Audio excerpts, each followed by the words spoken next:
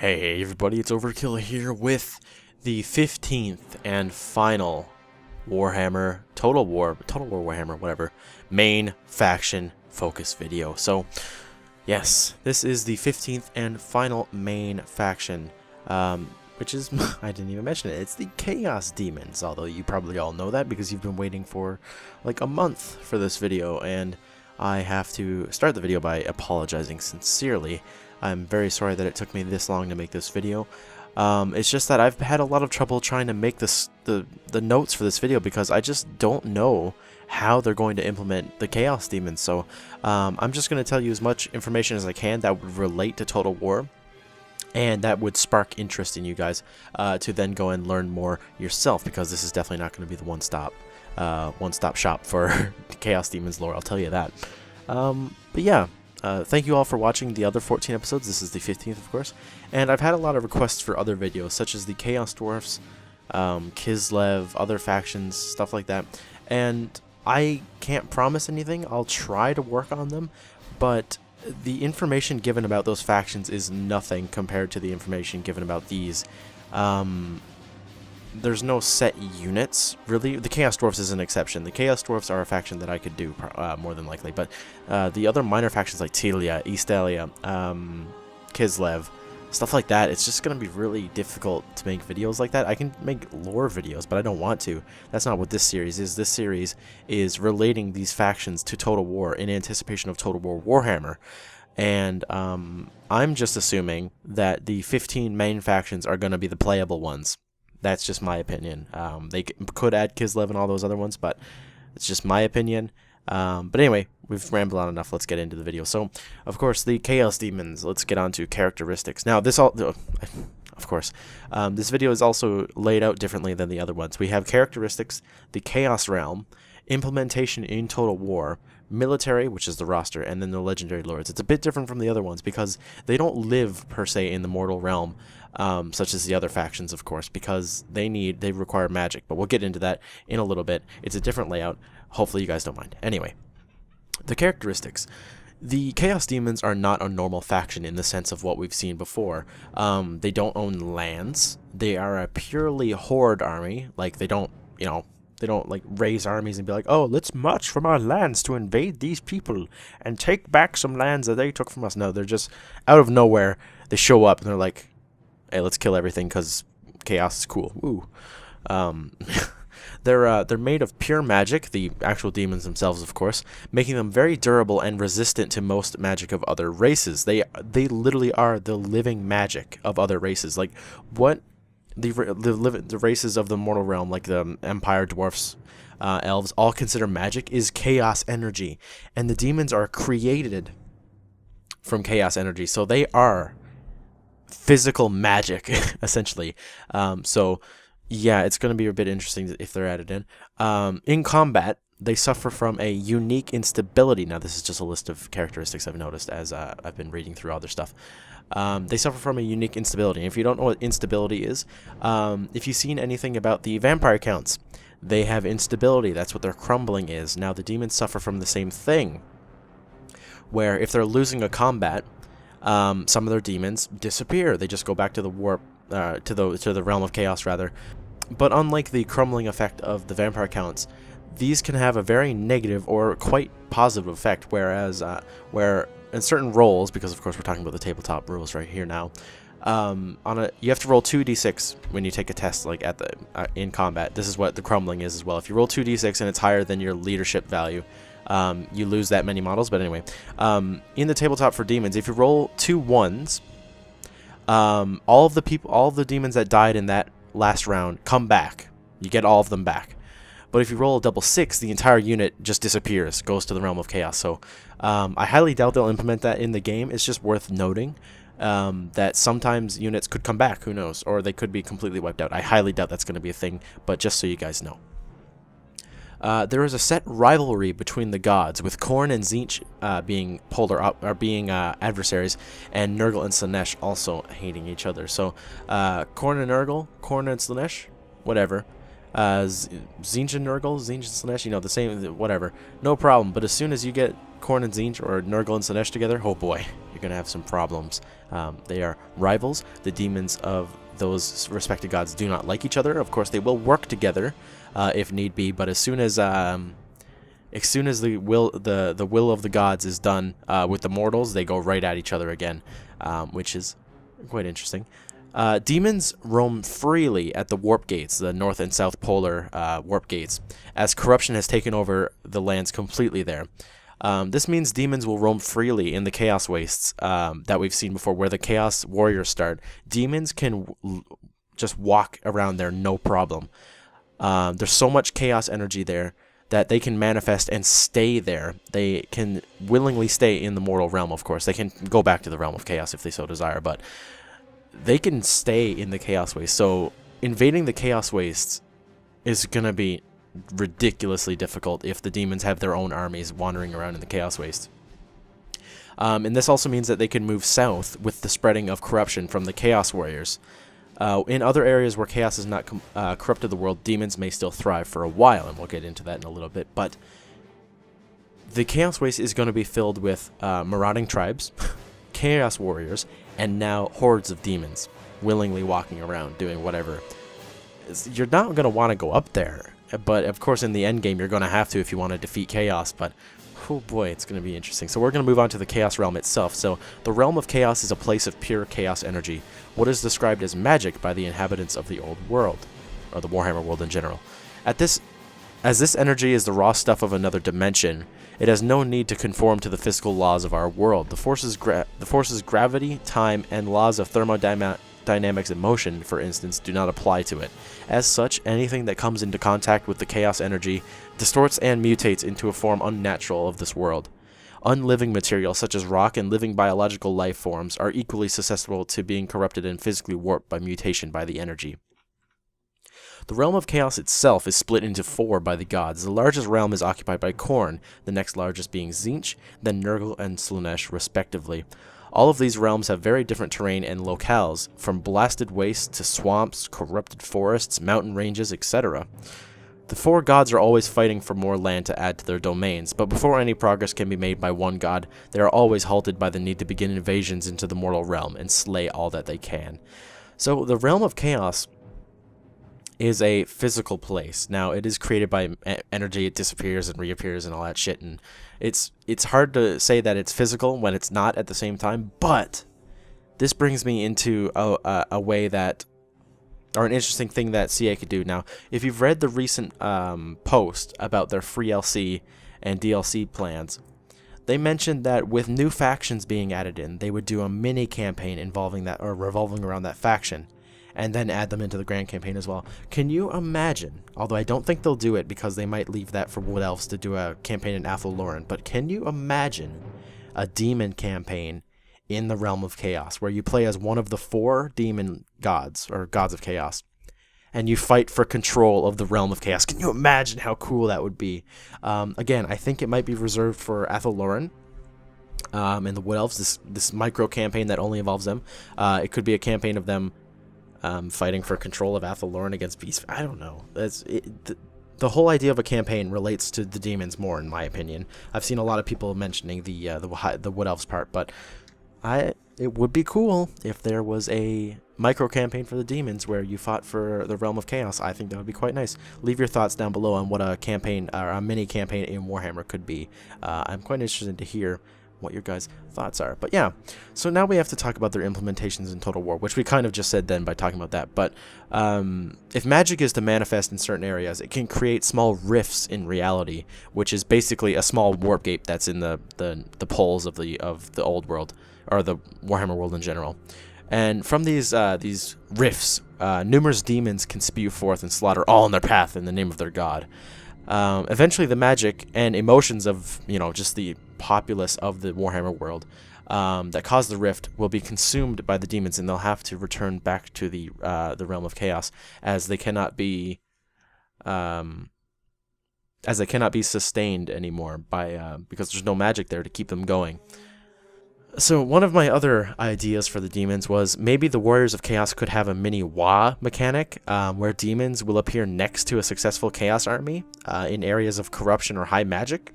I'm not quite sure. This is all speculation. I have no idea how they're going to do it.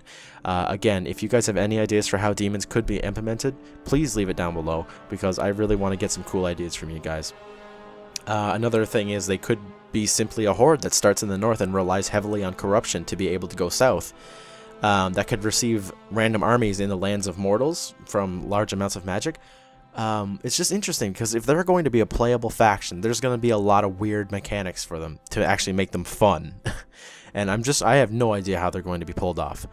Another point for Total War is, in battle they will be a force to behold in terror. The unflinching servants of chaos will not retreat so long as there is blood to spill.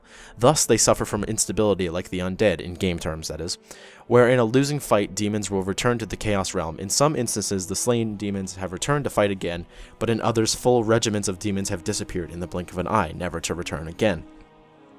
I mentioned this earlier, that the whole crumbling thing will affect demons as well, it seems, because they have the rules for it. So to counter demons being very powerful in combat and being very hard to kill, they will have a crumbling effect if they're in an unwinnable fight, essentially, or a very outnumbered fight, just like skeletons and all the other undead units. So it will be interesting to see them, and I really do hope they get implemented in the game as a playable faction. CA have said that they're going to represent all 15 major factions in the 3 games, but that doesn't mean that they have to be playable. They could just be, like my first point, they could be a mini WoG mechanic for Chaos Warriors. I don't know. No one knows. So again, if you guys have any cool ideas, please be sure to leave it down below, because that is all the information I can really give you that I know of anyway. I'm sure there's like lore masters out there that'll get mad at me and in the comments leave nasty comments and then say like, oh, you forgot about this, you goddamn idiot. Guys, look at me, listen to this. And of course, you know, if there's comments like that, I appreciate most of them, because a lot of them do have information that I miss. So yeah, be sure to check those out. So yeah, now with that out of the way, we're going to move on to the roster, and what a roster it is. So we are looking at the Demons roster. It is on screen. It's been on screen for a few seconds now, probably.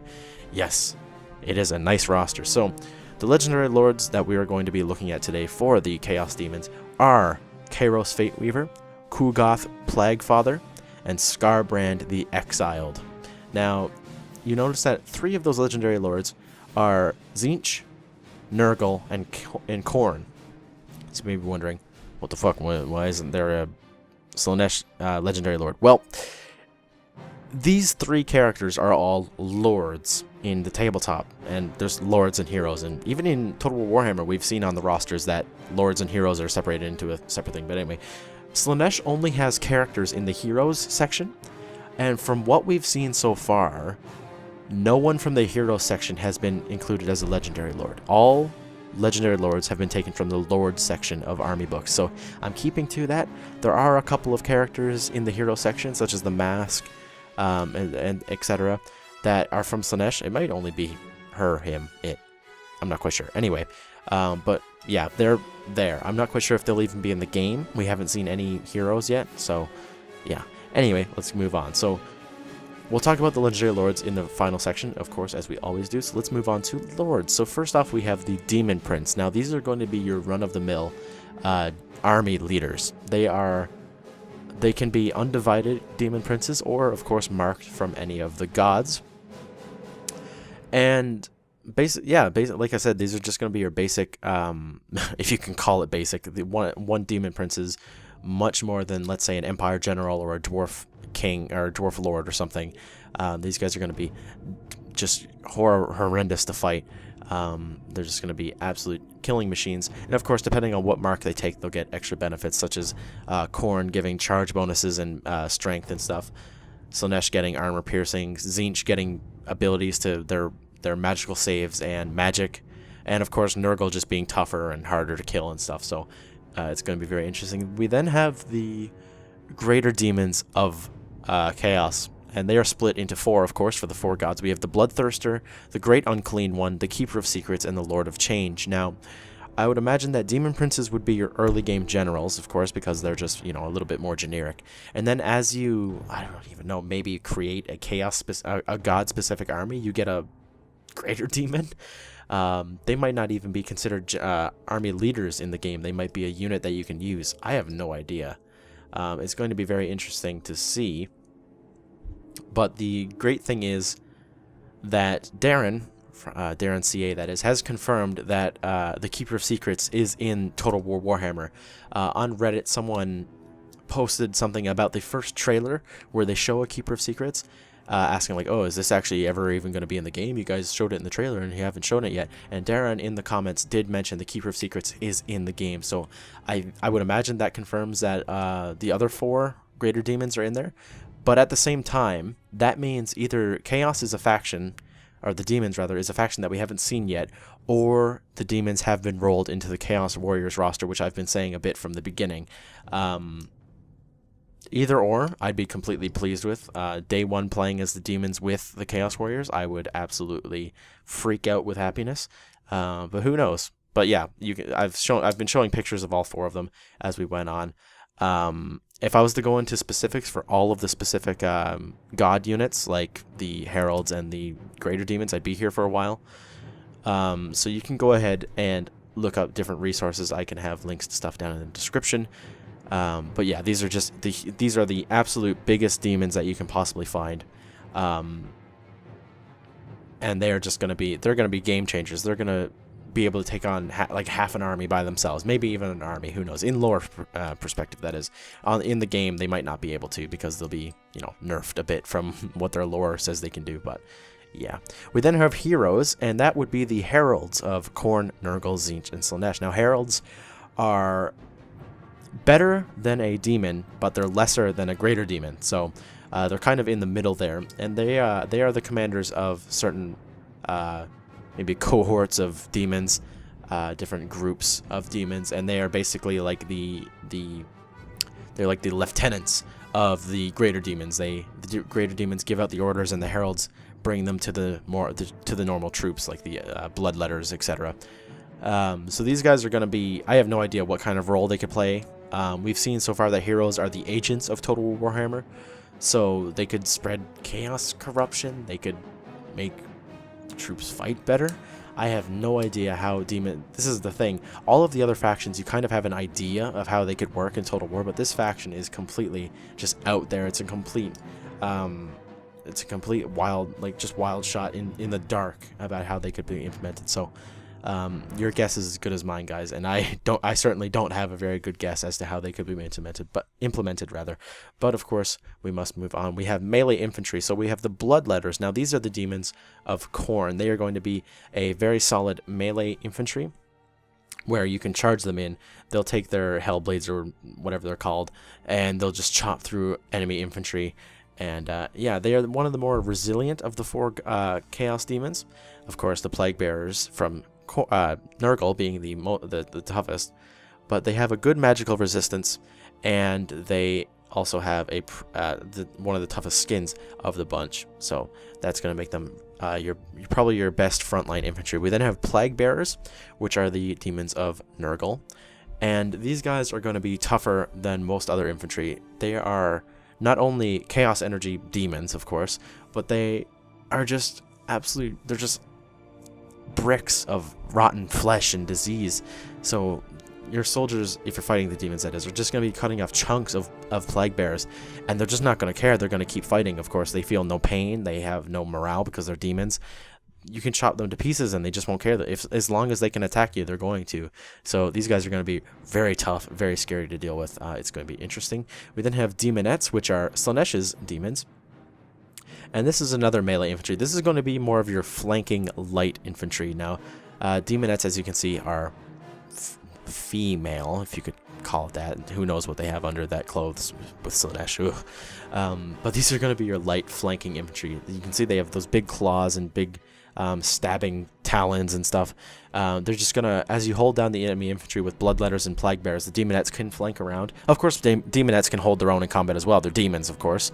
But if you flank with them, you know, they're faster than normal demons, so they can chop away and claw and whatever at the back of the enemy. And yeah, we then have Pink Horrors, which are the demons of, you guessed it, Tzeentch. And what's interesting about them is a unit of Pink Horrors in the tabletop counts as a level 1 wizard, and they can cast spells from the lore of Tzeentch.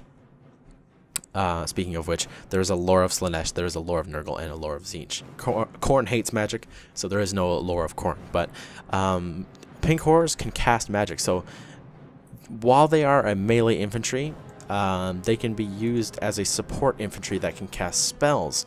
So you can keep them behind your main infantry, the Bloodletters, Plague Bearers, Demons, etc.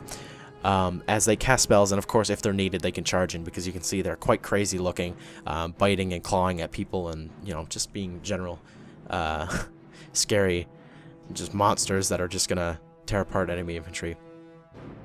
But yeah, that's them. We then have Furies. Now Furies we've seen multiple times. These are just like corrupted weird harpy kind of things. They have wings, they fly around, and yeah, nothing too fancy about them. They're going to be like a flanking, quick-moving, flying unit. Bah, interesting. We then move on to the next section, which is ranged infantry. We have the Flamers of Tzeentch. Now, Flamers of Tzeentch are these big masses of twisted flesh that just spew fire out of them. And while it's not a very long-range attack, once the Flamers close with the enemy, they spew pure chaos energy onto them. And while it looks like fire, and as the name suggests, flamers, it is not actually fire. It does not burn their victims, but it warps reality, and it just melts whatever it hits into just a puddle of chaos corrupted flesh. So these are going to be absolutely devastating. You're definitely going to want to pick these off as soon as possible with your faction. If you're playing as Empire or Dwarves, you can shoot cannons at them and hopefully destroy them, but if they close the distance, they're going to be turning like units into mush, basically, so watch out for them. We then move on to cavalry, and we have the Blood Crushers. Now the Blood Crushers are a mix of a Bloodletter and a Juggernaut of Khorne. Now a Juggernaut is a huge brass beast that is essentially a demon inside a brass body that takes the form of, like, it almost looks like a rhino-ish creature. Now when you put a Bloodletter on top of that, and you have quite the little fighting force. So these are going to be you can't even call them shock cavalry. They're just going to be unit flattening cavalry. You're going to be charging these into enemy units that you want dead, and they're going to kill them pretty easily. These things are just hulking masses of metal with a demon on top swinging his hellblade around, just cutting people into pieces. So these are probably going to be in units like half the size of a normal cavalry unit. Because of how powerful they're going to be, maybe even a third, I don't know. They're going to be really devastating. I'm so excited to see them. Khorne is my favorite god, if you haven't noticed. I talk about the Khorne demons in quite a nice tone, and then the other ones I just read the information. Khorne is definitely my favorite. I have a Khorne Chaos Warriors army as well, so that's kind of why. So then we have Seekers of Slaanesh. Now Seekers, you can see, are a really weird animal. Slaanesh is just so weird. Ugh. I don't know. But Seekers are these weird little monster things with demonettes on them. And these are going to be your early fast cavalry. They're going to be really good for chasing down enemy skirmishers and such, or charging in the flanks if you really need to. Just being a general fast cavalry, essentially. And of course the demonettes on top, using their claws and stabby things, they can kill infantry and such. And yeah, these are going to be your heavy, or your light, scout cav and all that stuff. We then have Plague Drones of Nurgle. Now these aren't cavalry in the sense of a mount on the ground, but they aren't really flying. It's more of a hovering, it's like a slower moving, hovering giant fly that Plague Bearers ride upon. So these are going to be really small units from what I could gather, just from how big they are. And these, I'm not quite sure what they could act as. Of course, they could just flank and mess up people from the rear, but they're not really something that charges per se and just like charges into units and knock them over. So it's going to be really interesting to see them. But they do have a bit of a little short-range missile attack, where they shoot out little poison things that swarm, or little flies or something that swarm over the enemy and do stuff like that. So they're gonna be, I guess, like a support-ish kind of cavalry, where they just go in when they're needed and start chopping some stuff up and spitting acid on people. They are flies, so maybe they can spit acid on people. That'd be pretty cool. But yeah, interesting to see them, and of course they are disgusting, as you can see. We then move on to chariots, and we have first just mentioned, chariots seem to be Slaanesh's main section, basically. There's one thing that isn't from Slaanesh, and yeah, it's good. chariots are definitely Slaanesh's thing. So we have the Seeker chariot. Now this is just a chariot with Seekers controlling it. There's demonettes in the back of it, of course, and as we've shown multiple times, or as we've mentioned multiple times, they are, of course, there's of course going to be demonettes just stabbing out and chopping people up and all that stuff. So yeah, and of course it is scythed, because you can't have a cool chariot without it being scythed. So yeah, it's going to be pretty cool to see them. We then have the Burning Chariot of Tzeentch. And the Burning Chariot of Tzeentch is a little disc that a herald, or just demons in general, or Tzeentch demons in general, ride upon, that is being pulled by Seekers. They are the little flying stingray things that you see. And these are just surrounded by chaos energy, of course, relating to the flamers again. It's not actually fire, but it's just pure chaos energy that is, spewing out. And these cause quite a few ranged attacks where they can shoot pink or blue fire. And pink fire is like if you take the animation for the dwarf flame cannon, it looks a lot like that. And then blue fire is a bit of a grape shot. It uses the rules for grape shot in the tabletop game. So that shoots out flaming little balls of flame basically around. So this is going to be flying around, spewing fire everywhere, being a bit of a nuisance to the enemy, whereas the other chariots are actually going to be more in the fight, actually killing. We then have the Exalted Seeker Chariot of Slaanesh. Now, this is just a big upgrade. You slap on 2 more Seekers, you slap on 2 more Demonettes, and you put a hell of a big grinder on the back. So anybody that gets knocked down is just going to be sucked up into that grinder, and it's going to be a terrifying sight. The thing looks damn cool. It's a really cool model, as you can see. So I'm really looking forward to seeing this on the battlefield. And yeah, it's just gonna be quite cool to see. We then have the Hell Flare of Slaanesh. Now, if you thought the Exalted Chariot was cool, look at this thing. Now, this is pulled by 2 Seekers with a Demonette on each, and then another Demonette on the little stand thing there. And basically, they're on the 2 opposite ends with scythes on the side. And then throughout the middle is just this huge rotating just blender, essentially. So they're going to be pulling this through ranks of enemy infantry, and they're just going to be destroyed by this thing. I really can see this being like, I just have no idea how they're going to balance this thing. It looks like it'd be overpowered as hell in a game where you can just click and the chariot would just run through enemy infantry, and realistically it would destroy them instantly and kill them. So I'm not quite sure how this would ever be balanced.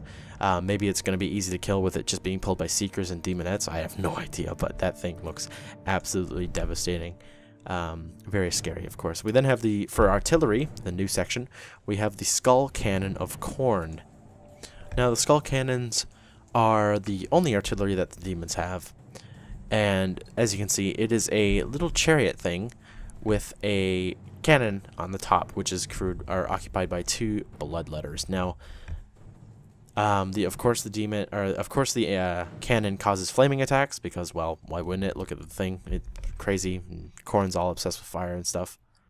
And of course, as well as being artillery, it does act as a chariot, so it can charge into enemy infantry. And as you can see, the wheels on the front are scythed, so it will do a lot of damage. And of course, the bloodletters on the side will do a lot of damage to the enemy infantry as they pass through as well. We then move on to monsters. So now we have Nurglings, which are the smallest demon servants.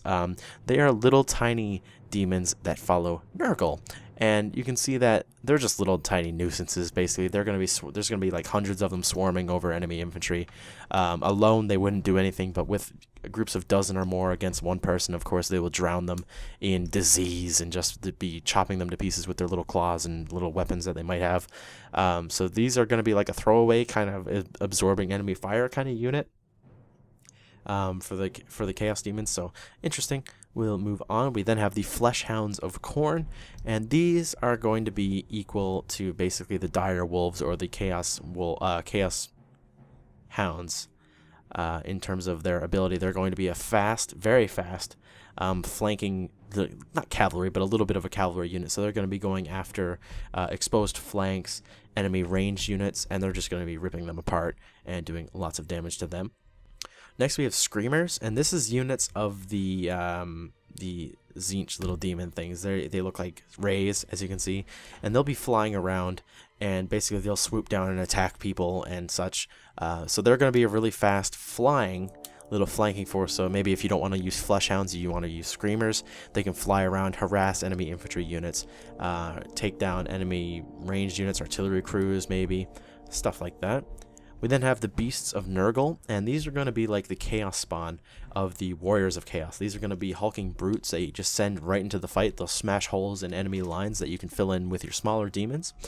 And while in the middle of a bunch of enemy infantry, they're going to be swinging around, hitting people with all their limbs and stuff, and spreading disease onto them and making them all die of plague instantly and stuff like that. So that's going to be cool. We then have Fiends of Slaanesh, and this just gets weirder and weirder, doesn't it, for Slaanesh? You can see it's this big scorpion-like creature that has boobs and a weird seeker face with bug eyes and big scorpion claws. Ugh, it's weird. But like the Beasts of Nurgle, this is going to be charging into enemy ranks, kind of breaking a hole where the demons can pour in, of course. Snatching up people in those claws and stomping on them with those feet is, of course, going to do quite a bit of damage, and they are definitely a sight that you don't want to see. Then we have the pinnacle of the demon army, the Soul Grinder. Now, the Soul Grinder must be like one of the coolest units in Warhammer, both Fantasy and 40k. So this thing is just going to be absolutely scary to see. It's basically a demon that has offered its soul to the Forge of Souls, and the Forge of Souls binds the demon to this just hulk of metal and flesh, known as the Soul Grinder. So these things are going to be an absolute, definitely late game unit for the demons, if that's all implemented and stuff. And these things are just absolutely devastating. They have so many special rules that allow them to kill characters and just cause damage to large units. So they have lots of range weapons. They have their claw, which can cause lots of damage to characters and other monsters and such. It's just going to be terrifying to see. Where some of their weapons count as grape shot. They count as catapults, bolt throwers, stuff like that. It's ridiculous. So these guys are going to be really terrifying to see, and of course, fight against. So that is the Chaos Demons roster. We now move on to the Legendary Lords. So first off, for said Legendary Lords, let's take a look at the exiled himself, Skarbrand. So, the Bloodthirster Skarbrand was once the greatest of all Khorne's demons. An eternity of battle in the Blood God's name had brought Skarbrand victories uncounted. It was he who tore down the gates of Slaanesh's first palace and visited ruin therein. It was he who led the 8 hosts of murder to their triumph over the combined armies of the other Chaos Gods. In all the endless years of Khorne's existence, no other has piled so many skulls before the Skull Throne, or spilled the blood of so many warriors and innocents alike. Thus did Skarbrand enjoy Khorne's favor like no other. Alas, so proud was Skarbrand that it was a simple task for Tzeentch to fan the embers of his hubris. One dark day, when Khorne's back was turned and his attention elsewhere, Skarbrand's fierce pride grew hot, and blinded by rage, he smote the Blood God a mighty blow. Powerful beyond measure was Skarbrand, and he had toppled cities with but one blow apiece. But even he could not pierce Khorne's brazen armor. Only the smallest of chinks was cut into the Blood God's armor. But even this was sufficient to draw the terrible fury of Khorne's gaze. Incandescent with wrath, Khorne seized the demon by the throat. The Blood God cursed Skarbrand's name and choked all personality from him, leaving only the bottomless rage that had caused him to attack.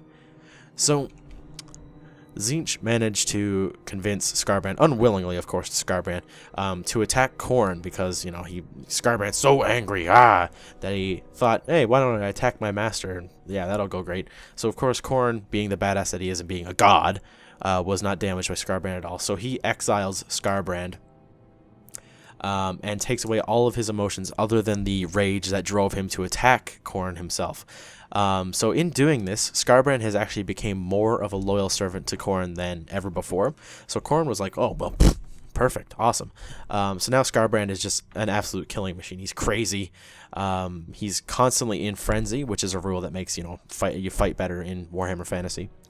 And yeah, he's just absolutely crazy. And in the tabletop, while he's alive, he actually gives the rules for hatred to everybody on the table. So all of your units get hatred to everyone, and all of the enemy units get hatred to everyone. So it's a bit interesting that he makes everyone hate each other. So that's a bit interesting. And his magical weapons are Slaughter and Carnage, and that's his two axes, where armor saves cannot be allowed against his weapons. So basically, he's just going to be chopping through people like a hot knife through butter. We then have Kairos Fate Weaver. Now, Kairos Fate Weaver is a Lord of Change of Tzeentch, and even Tzeentch dares not enter the Well of Eternity, the vast receptacle of knowledge at the heart of the impossible fortress. The great sorcerer, mighty though he is, cannot be sure of survival within the inky currents of infinity. Still, the Well of Eternity holds great sway over Tzeentch's mind, for it is one puzzle he cannot solve, and the one mystery he cannot know, a challenge almost painful in its intensity. It was in cause of understanding that Tzeentch hurled Kairos, a Lord of Change known as Fate Weaver, to mortals, into the foreboding depths of the well. While the great sorcerer was not prepared to risk his own being in such a venture, he had no such misgivings at risking one of his servants in such a fashion. Since he clawed his way back from the well after years unaccounted within its depths, Kairos has seen things that are hidden even to Tzeentch. His right head sees possible futures as clear as day. No scheme is hidden from its sight, and the infinite possibilities of tomorrow crystallize into irrefutable fact. Kairos's left head sees the past without the petty colorations of perspective and bias. Past and future pulse throughout a body shriveled and twisted by its passage through the well. Valuable as his vision is, it comes with a heavy cost. Both of Kairos's heads are blind to the present. He cannot see time as it passes, only events that are to come or those that have already lapsed.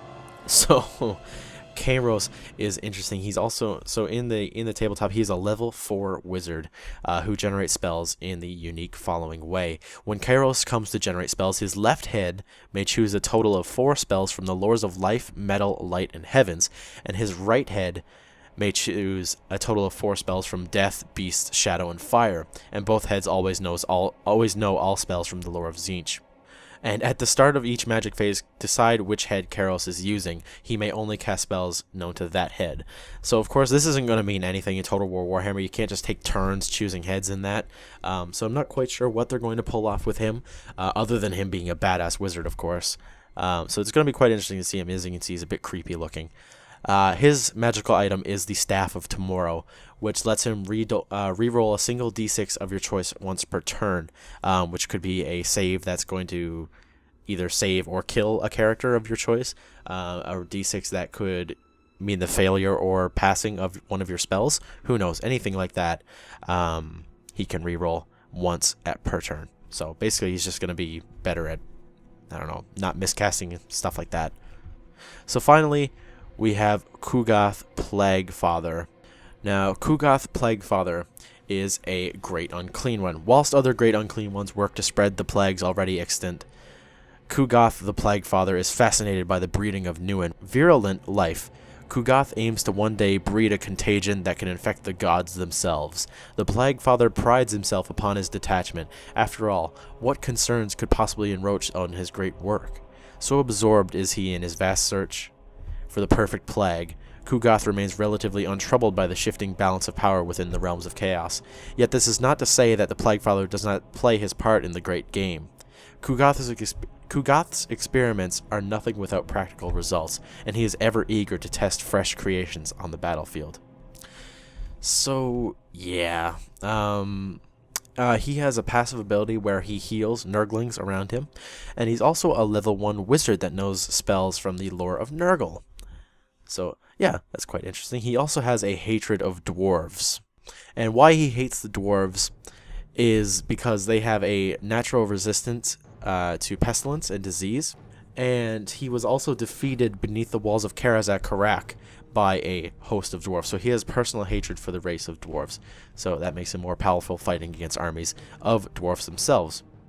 Now, his magical ability, magical thing, if you could call it that, is a necrotic missile. So this is a magical shooting attack which is fired like a stone thrower, which is a catapult, and it ignores armor, and it is a very quite strong attack. So that is the Chaos of Demons, Demons of Chaos army, guys. Again, it probably wasn't the best video out of the 15. It's definitely not a faction that I can easily just pick up like the others and say like, oh, this is going to be this is going to work like this in Total War, blah blah blah. They're just completely different from all of the factions, so hopefully you guys can take what I have said and piece your own opinions and what you think together, and hopefully make a pretty solid opinion on how you think they're going to implement Chaos Demons into Total War Warhammer, that is. I look forward to seeing your guys' responses in the comments. I look forward to any fixes that might have happened. I was very vague with this video, so I don't believe I said anything wrong, but I probably did leave out certain rules and certain abilities of different units. But thank you for watching. Hopefully you enjoyed, and I will see you later, guys. Goodbye.